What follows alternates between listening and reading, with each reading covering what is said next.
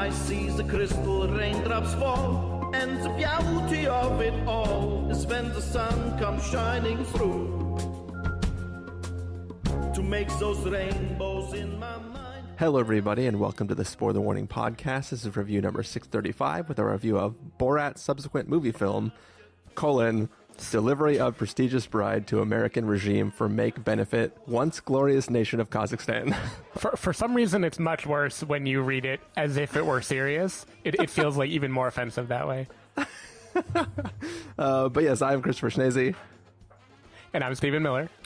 And if you're joining us for the first time, the Spoiler Warning podcast is a weekly film review program. Each week on the show, we're going to dive in, debate, discuss, and argue over the latest films coming to a streaming platform near you. Here we're talking about the latest film coming to Amazon Prime. So this is a free film for everybody who has Amazon Prime. It is the follow-up to whatever the year was, the 2006 film Borat. So yeah, before we get started, Stephen. Say the full name. I don't have the full name of the original one in front of me. Borat, Cultural Learnings of America for Make Benefit Glorious Nation of Kazakhstan. Yes. So, Stephen, what did you think of that film back in 2006 when that came out? I mean, it feels like an eternity ago when that came out. It's kind of like, it's up there with Anchorman in terms of movies that became so widely quoted by people for so long. That the fact that there is a real movie under the hood was almost lost on me. Like, I forgot because of how long it's been. Like I Love Lamp, for example. Like, I know there was a movie called Anchorman, but the guy who quotes I Love Lamp and San Diego and stuff like that is like a whole archetype now. And Borat is the same way. You know, people who say my wife or the not joke, it's become a cultural thing that is only like peripherally related to the movie. But I went back and kind of remembered my experience of watching it, and I saw it in a packed theater, which is the ideal way to see that movie. And I just remember it getting progressively more insane and cringy until by the end, when there's the famous like naked fight scene that happens, people in the audience were screaming. I'm not sure that I've had many movie experiences like that where people were so vocally uncomfortable during a movie. So it left a mark. It definitely left an impression on me.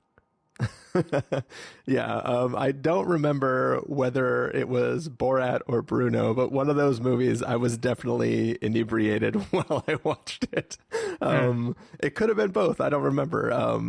But yeah, I in my head, I remember liking the original Borat film. Like I at the time, I thought it was clever, and it was an interesting way to try to do like a takedown of American society by having a character who is a fish out of water play the straight man in a world where everything he's doing is not the straight man. And I think that was a great premise. And I think when it was coming out, I was excited to see it. And when I left the theater, I was happy to have seen it. So that brings me to the follow-up question. What was your thought going into the sequel, Stephen? I mean, I was really curious because, you know, Sacha Baron Cohen, obviously he had a big career before Borat, but in the U.S. especially since then, he's become kind of known for the shtick, right? You mentioned Bruno. He also had movies that were more like mockumentary all the way to full just narrative films, like The Dictator, for instance. And that kind of became a sort of household name, the shtick that he does.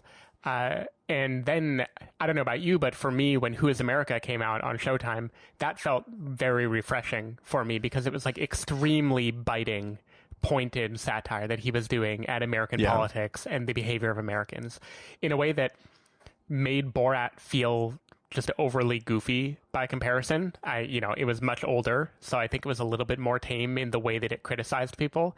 And so going into this movie, I was wondering, is this going to be a pointed political satire like Who is America, or is this going to be more goofiness? And the trailer seemed more goofy, so I didn't know, like, are we past the age of Borat? Like, is it okay that he's doing that fake Kazakh voice? Like, these are questions that I still don't have answers to, and I certainly didn't when I was preparing to watch it. Yeah, I think for me, when it was announced, I feel like it wasn't too long ago that normal people started like tweeting photos of seeing Borat in his Borat costume, or stupid foreign correspondent or whatever the costume is in the store that he goes to.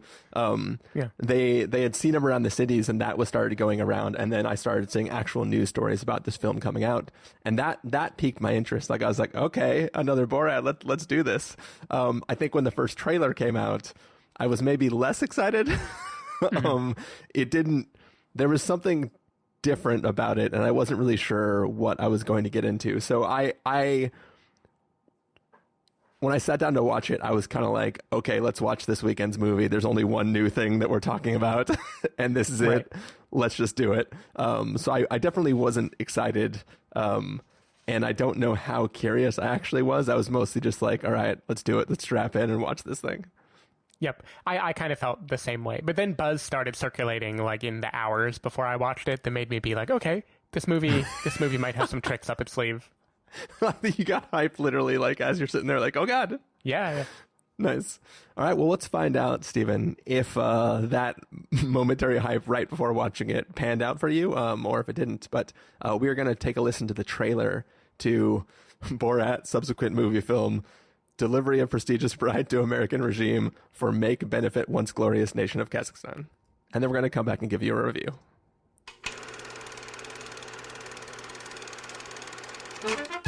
14 years ago, I released a movie film which brought great shame to Kazakhstan. But now I was instructed to return to Yankee Land to carry out secret mission. I go to America! Borat! What do you say? No, it's not me. Borat, come back! People may recognize my face. I would need disguises. This man is sex criminal? No, no sex criminal. I will take this to be a fat like American man. Yeah? This is a good one. Where is his crumb? What is problem, officer? Got somebody that's strapped to the top of your car. You need to sit in that passenger seat, boss. Only men and bears are allowed inside car. I'm here to give my daughter as a gift to someone close to the throne. I need dress with real sexy peels. This is a bag that just goes over the dress. They're nice. I really like this. Let us present Sandra Jessica Parker Drummond. I want this one with the baby on it. I have a baby inside me. Can you take it out? No, we cannot. That's not what we do here. I feel bad because I was the one who put the baby in her. Did you ever put one in your daughter? No, I did not. Where is everybody? They're wanting everybody to quarantine so they don't spread this virus. Could I stay in your home? I hope quarantine never ends. What is more dangerous, this virus or the Democrat? Democrats. It's killing some of the virus. No, you can't see the virus. No, it's still there. If you think you see a virus go like that. This makes the virus sleepy, and then when it's sleeping... The daddy has a lot to learn. My daddy is the smartest person in the whole flat world. While the risk of coronavirus remains low, as the president said yesterday, we're ready for anything. Michael Penis, I brought the girl for you. Borat Subsequent Moviefilm. You fist me. Now I fist you? What do you prefer? You fist me or I fist you? Same time. Fist each other. Yeah. There you go. All right. So that was the trailer for Borat Subsequent Moviefilm. I'm not going to do the whole thing this time. And basically it is the follow-up to the 2006 film where Borat was basically he was like a foreign journalist who was coming to America to like see what was going on here. And in the universe of this film, that film existence did not do well for the nation of Kazakhstan, and everybody was pretty upset. So he is tasked with a new mission to go deliver a special gift to somebody in our government, and hopefully in doing so, he will bring new glory to the nation of Kazakhstan. And this is that journey that he goes on and the ebbs and flows of his mission there. Stephen Miller, what did you think of Borat Subsequent Moviefilm? So first, after listening to the trailer, I have to say I think I did not watch the trailer beforehand, and I'm glad I didn't, because, again, it kind of hits pretty much every joke in the movie, or at least a lot of the cringy ones. What's interesting to me about this movie, and there's multiple things at play, right? We are in the election season, so tensions are already high. We're in quarantine, so my brain is broken already. There's a few things going on at the same time, but this is simultaneously much more scripted than the first Borat movie, which is a thing that I ostensibly was not a fan of. Like The Dictator, I was kind of like, okay, if you take away the real life aspect, what am I watching, you know?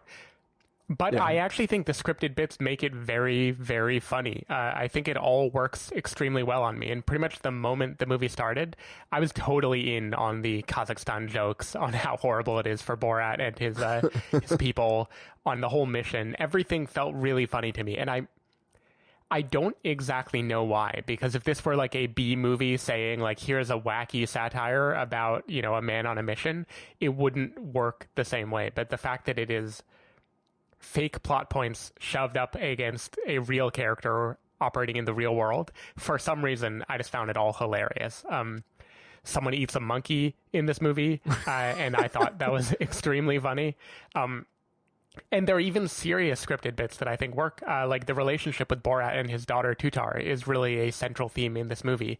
And even though I know they are made-up characters completely, there is a lot of, like, heart is maybe a little bit of a strong word, but there's a lot of something there that is actually enjoyable to watch. It doesn't feel like, okay, cut to the pranks, because why am I listening to two characters, you know, talk to each other? Speaking of the daughter, I think a lot of the fun in the movie comes from that actress, Maria Bakalova, being along to do the pranks. It gives it an extra air of kind of mischief that Sacha Baron Cohen basically has someone else to do a lot of these things with him and for him. Yeah. I don't know if I've ever been audibly uncomfortable as much as this movie, including the original Borat. Certainly sitting at home watching a movie. Like, again, a lot of these are in the trailer, but still there's a scene at an alternative pregnancy center that had me making very loud noises. There is a dance at a debutante ball, which, again, I was very uncomfortable in a funny, very happy way. Especially there's an outfit that he dons when he's entering a synagogue that just killed me. And that, even though I know, like, even these pranks, I don't know how much is scripted versus real. I don't know how in on it a lot of characters are. In fact, I knew already for the synagogue bit that the main woman was in on it, because there'd been some kind of news articles about her beforehand. And it didn't matter. Like, the cringe still worked on me. The hilarity of how uncomfortable a situation it was still completely worked. It's like it didn't matter whether he was exposing the way real people would behave or just setting up a fake scenario for me to cringe at. It all worked very, very well. I think somehow I avoided the news stories from earlier this summer that had leaked about Sacha Baron Cohen, particularly a line about chop him up like the Saudis do. And that... like, that had me, like, almost in tears watching it. It's just so... everything is so much. And, like, I don't think this is a great movie necessarily. I think this goes for some cheap shots. It isn't really satirizing that much about our culture. Like, obviously, it gets some Trump fans, the ridiculousness that they would talk about during the pandemic. You know, it has some political figures in this movie, but compared to, like, Who is America, I don't think this is saying all that much about who we are and the problems with our politics. I think this is really just a uproariously silly, very, very, very irreverent movie that feels like the mid 2000s, but it came out right now. And something about it being during quarantine in a very serious time just made it like perfect for that. I don't know. I found it just hilarious the whole way through, even when I think it's probably problematic and probably being lazy and probably being scripted in places where it's playing it off as if it weren't scripted. It doesn't matter. It just worked on me. I think you could just remove the word probably from all those statements. Yeah. Yeah, so I'm definitely less hot on this film than you, and less hot on this film than I've heard chatter from around different places. The few places I've paid attention to since this has come out have all seemed pretty positive about it, and I found the film, I just found it kind of lacking. I think what makes the original film great, and once again, it's been like 15 years or whatever since I've seen it, so I don't have the most perfect memory of it. But I think what makes it kind of interesting there is because of the character he is playing in that moment and the job that person is interacting with all the other people to do, there is an inherent relationship in which the people he talks to believe they are an authority on a thing, and he is a person who is just disconnected from the reality that person lives in. And they have this relationship where that person is treating him a certain way because he is like essentially a diplomat, right? They're trying to treat him with a level of not honor, but like they're trying to be as nice as possible to him. And he is trying to push the lines of what he can get them to say and what he can say that might be weird to those people. And I think by the nature of what that character was doing in that other film, it created an interesting way that people interacted that felt more true to who those people actually were. This film is changing, it's flipping that completely. He is still a person coming from another country, but he has this secret mission that has nothing to do with actually interviewing anybody. So he is not scheduling meetings with people who think they're in a serious interview. He is just supposedly interacting with various people around society, but there's not really a narrative through line to each of the people he interacts with. So they all felt like little micro skits that sometimes are funny and sometimes are not. And sometimes he keeps going like the fax machine guy, like he keeps going back to that well to mine it for more. And there's too many people that feel either like plants or like they're too participatory of what is going on. Right. And that sort of like, I don't know, that just made me feel like this film lost what made the original one great. It is interesting, though, the way that the daughter character is such a huge part of the story. It's not just a gag. Like, there's a whole narrative arc, as you said. And honestly, I think she steals the show in this film. Like, I think her moments when she's separate from Borat feel like you're watching like an actual movie with a character who has thoughts and feelings and like her own journey, and like you kind of like care about her journey in all this, right? So it's an interesting game that it's playing where it's like it's trying to make a real story, but then it's also trying to be Borat, and I think those things cancel each other out a little bit, but then I'm still constantly like getting engrossed in the story and be like, okay, that's interesting, but it still feels weird that these things are going on like that.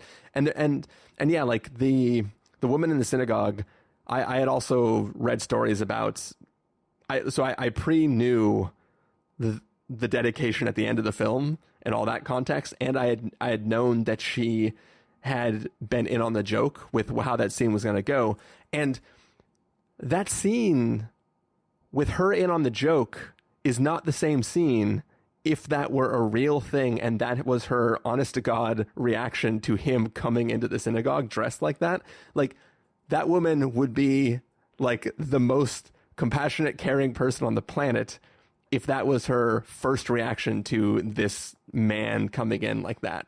And I think there's too much of this film that is that doesn't feel quote unquote real or like gotcha moments on all these people, because it just feels like half the people are plants or just already in on the joke. So it's that all that kind of left me just wanting more from it. I still laughed and giggled at certain things that you've mentioned already gave me good chuckles. but I still couldn't help but think what this is trying to do is not what the first was trying to do. And it doesn't jive with me the same way. All that being said, the very, very end of this film, like the Kaiser Soze moment,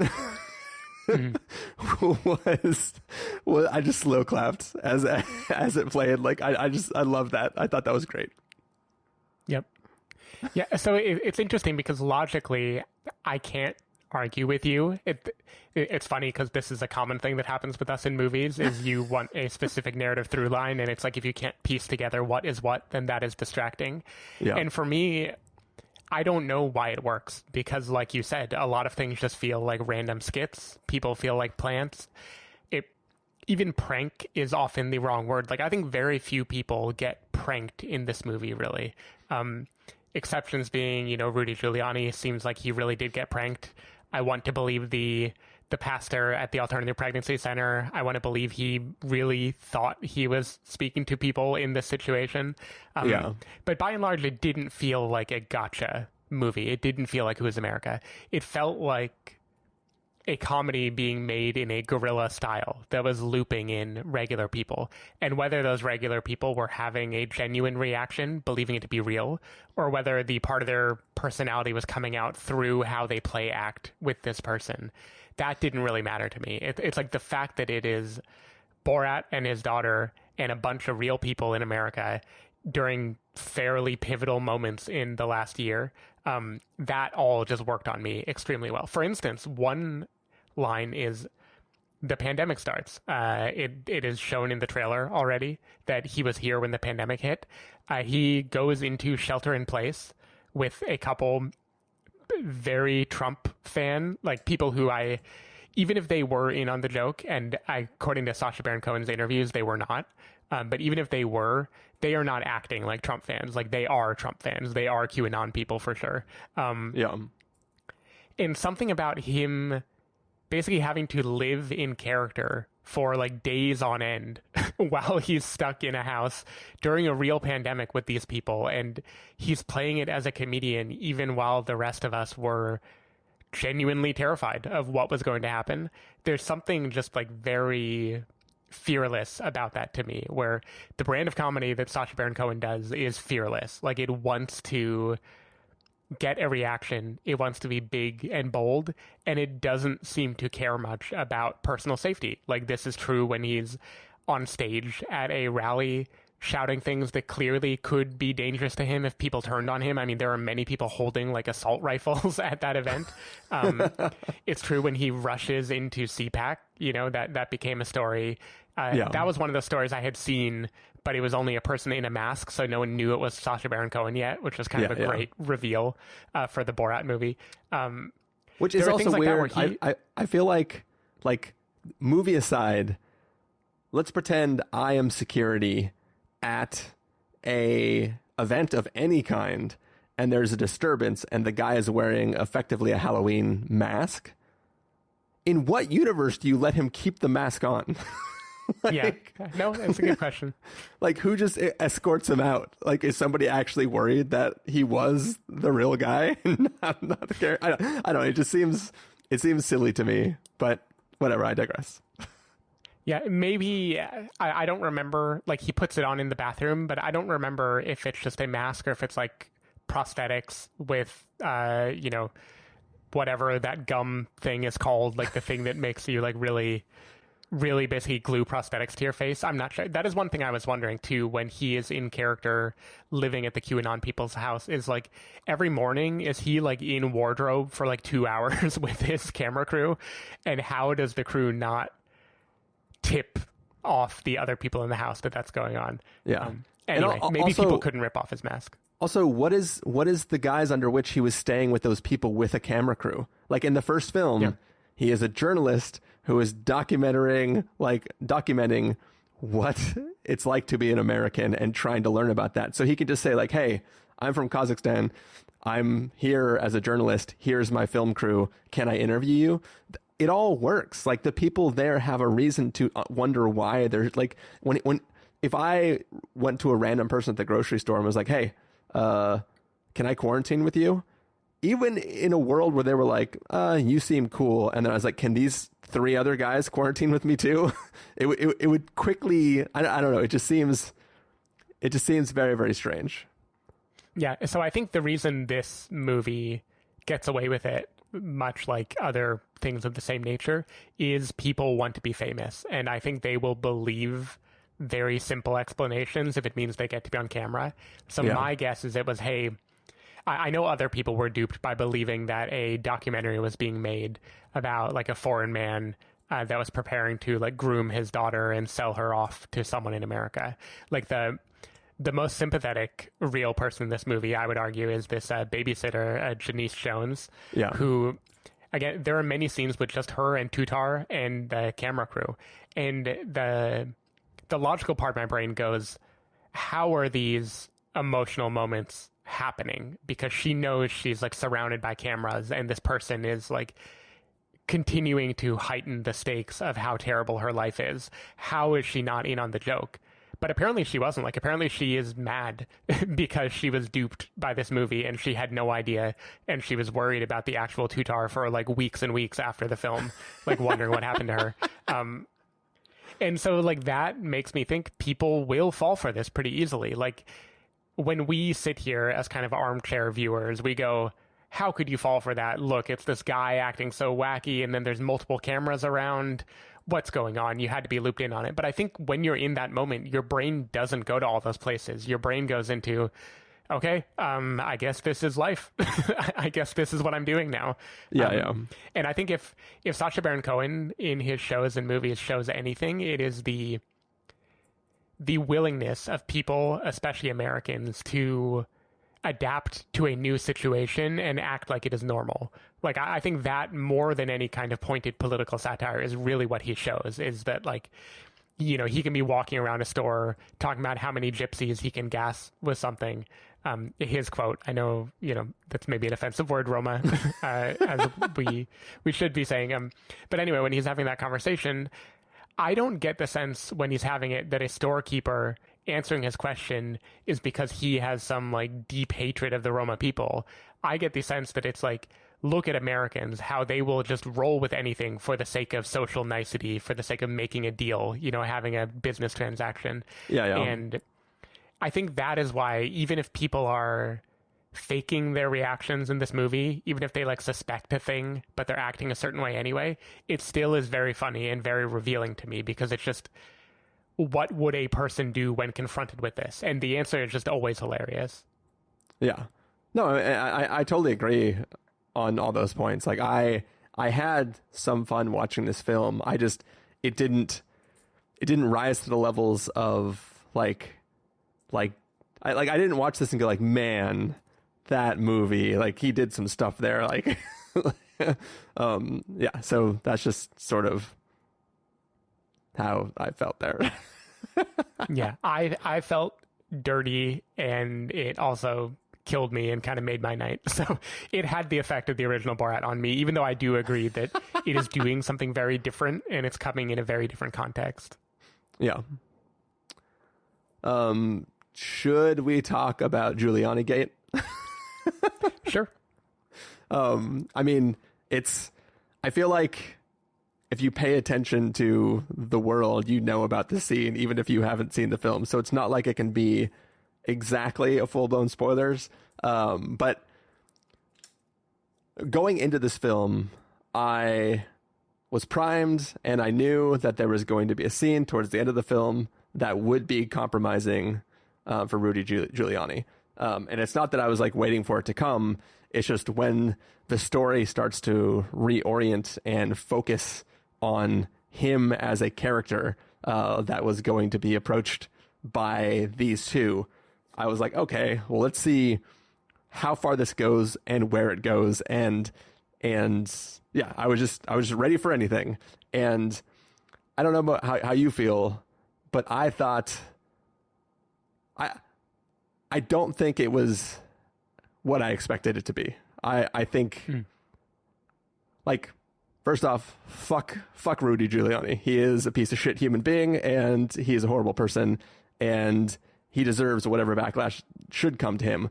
But I think that especially given the camera angles that are set up in the room, the choice to specifically cut exactly where they cut and have every line of dialogue delivered where there are no mouths that can be seen. It feels like artifice, and what is actually shown in the film is really not very much other than a sleazy human being sleazy. And I feel like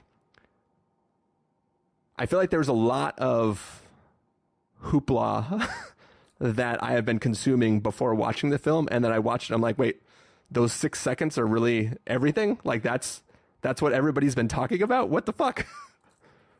Yeah.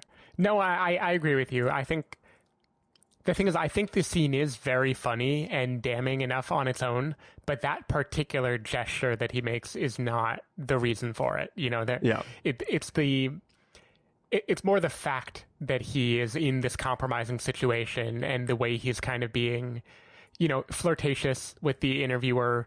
And you could say that's just being flirtatious in this kind of creepy, semi-fatherly or uncle-y way that he does. Oh, no, it's creepy for real. Yeah, it's creepy for real. Yeah, like it's very uncomfortable. And more uncomfortable and arguably more damning is in this interview, which is, early summer that he's giving it. He is talking about coronavirus being manufactured by the Chinese. Like he's saying terrible things that, to my knowledge, he was not willing to say in public. Like, she got him to say stuff that is very conspiratorial. And yeah, I do think that all being overshadowed by like 6 seconds of, you know, what was he touching? I think that's kind of ridiculous. But the other thing I want to say, though, again, going back to the idea of, if you view this as like guerrilla filmmaking rather than a prank show, the fact that they managed to make a movie featuring Rudy Giuliani supposedly doing that is hilarious, right? Like, because of fake news or whatever, just like they got that footage to look that way. Like, that is hilarious. Yeah.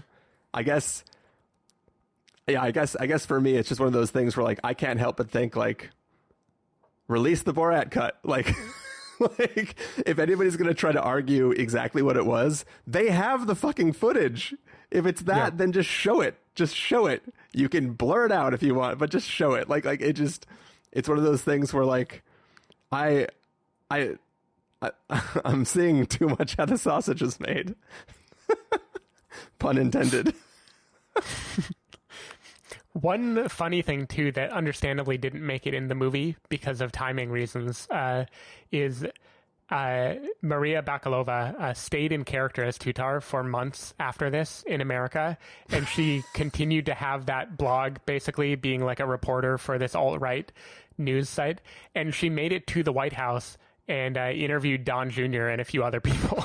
There's footage of her doing this, and it happened like she made it, I think, to Amy Coney Barrett's the ceremony that was the super spreader event. So she has been doing this, trying to get, I guess, extra footage maybe for when they make a DVD or something. Wait, is the ending of the movie true? Oh yeah. So would you be excited, Stephen, for a third Borat film? I don't know, only because I think, again, like, the Borat trope worked here because it was a throwback. You know, it's been 14 years since the last Borat movie, and the fact that the Borat character no longer fits our time is what made it funny to me. It's like the fact that they're doing kind of like 21 Jump Street, where it's just like, how the hell are they making a 21 Jump Street movie? And that was why it was funny. This was the same way for me. And if he tried to just tread the same ground again a year or two from now, I don't know if I would feel the same way. Do I want more Sacha Baron Cohen pulling pranks in America? Yeah, absolutely. I feel like I can keep watching that. But maybe this character should come only once every 10 years or something. Yeah. But they could bring back the This Is America show. Yep. Yeah. Yeah, no, I'd definitely be down for seeing more of this. I guess, yeah, I don't know. I guess I want more full narrative, more narrative and budget, or I want just like convince it. Like I want all that footage that you just mentioned. Like I want all the footage of her in character doing all these actual interviews. Which it still blows my mind that those interviews like could take place. Yeah. like what little amount of like credentials do you need to get an interview at the White House in this administration? I know. Well, apparently you just have to be very glowing in your approval of Trump and alt-right concepts. You just tweeted him and be like, oh my God, I love you. I'd love to do an interview with you. Yeah, you should find it's pretty easy to find stories about it. It seems like she managed to just say, oh, I remember also someone let her in without a COVID test saying like, yeah, we're supposed to do these, but whatever. Jesus Christ. Yeah, they were as lax as we think they are. Oh, man. Guess this is a good time to announce that Don Jr. will also be on next week's episode of the Spoiler Warning when we review We got him. Legacy. I don't know. I kid. But yeah, so any last thoughts on this film, Stephen? I do. It's a silly conceit, but I find it funny watching Sacha Baron Cohen in nested disguises, like him playing Borat, playing a hillbilly. He sometimes loses the intermediate accent when he's doing that, but it's like, it's awkward enough that it's still there. And I enjoy the idea that even when he is trying to genuinely fool these like QAnon people he's living with, he still can't just do the voice. He has to do the voice tinged with the Borat voice. Yeah. I find that very funny. Yeah. I mean, because in This Is America, he was doing like full blown characters that were supposed to be indistinguishable. And yeah, it is a different level of performance when you're trying to be this guy dressed as these other guys. Like this guy basically is the same as I think he's in a wheelchair in Who Is America. He shows up a few times when he's interviewing people, like very similar prosthetics, very similar hair, but this has the added fake Kazakh / like Yiddish voice underneath it that just made it extra silly to me, but that also made it extra funny. Yeah. Cool. Well, should we get to verdicts for this film, Stephen? Sure. So, Stephen, if you're going to give us a must-see, recommend with a caveat, wait for rental, pass with a caveat, or a must-avoid, what would you give it? This is one of those cases where I think our rating system is misnamed, because I do believe this is a must-see movie. Like, I think that this is a cultural event, right? And when else are you going to get something made in a guerrilla style during the pandemic in the U.S.? Like it is just a thing to see. Quality wise, though, I have to push it down to recommend with a caveat. Like, even while I found it very, very funny and very uncomfortable, I do think it's taken a lot of shortcuts. It's lazy. Again, I'll drop probably. It's for sure problematic and insensitive about a variety of things. I know that is the point, but that also is not a thing that I think will age well. I think when our collective insanity dies down and we look back at this as we would have looked back at comedy like in normal times, I think we would say, yeah, probably didn't need a couple of those jokes. So I don't think this will be very time tested, but I think for right now, this is a movie that you have to watch. As I stated at the beginning of my portion of this review, I don't have the fondness that everybody else seems to have. I'm going to give this a wait for rental. I thought it was fine, but I think it lacks the teeth that his costume donned in the in the synagogue.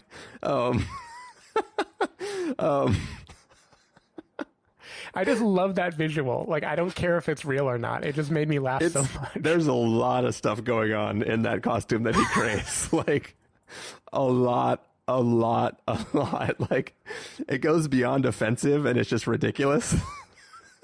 Yeah, it is very fortunate that he is a Jewish man. Otherwise, this would be deeply, deeply not okay. Yeah. But yeah, so that is our review of Borat Subsequent Moviefilm, Delivery of Prestigious Bride to American Regime for Make Benefit Once Glorious Nation of Kazakhstan. Stephen Miller, if people want to find you throughout the week, where can they do that? People can find me at twitter.com/sdavidmiller or sdavidmiller.com. People can find me at ChristopherInRealLife.com or Twitter.com/ChristopherIRL. You can find the podcast over at thespoilerwarning.com, where you can get a bunch of the back episodes of the show. If you want to subscribe to the show, you can do so on Overcast, Stitcher, Apple Podcasts, or wherever podcasts are found. If you want to know when the episodes go live, you can follow us at twitter.com/spoilerwarning, facebook.com/thespoilerwarning, or instagram.com/thespoilerwarning. If you want to get a hold of us directly, you can send an email to fans@thespoilerwarning.com, or you can use the contact form on our site. Music for this episode will come from the soundtrack to Borat Subsequent Moviefilm, so hopefully you're enjoying that. And yeah, that's it for now. We will be back later with more reviews, and we're still trickling out some reviews for things that we watch during festivals. So stay tuned for all of those in the feeds. Maybe some of those will come out by the time these reviews come out, like On the Rocks did this weekend. But yeah, thanks for listening, everybody, and we'll see you next time. Bye. Bye.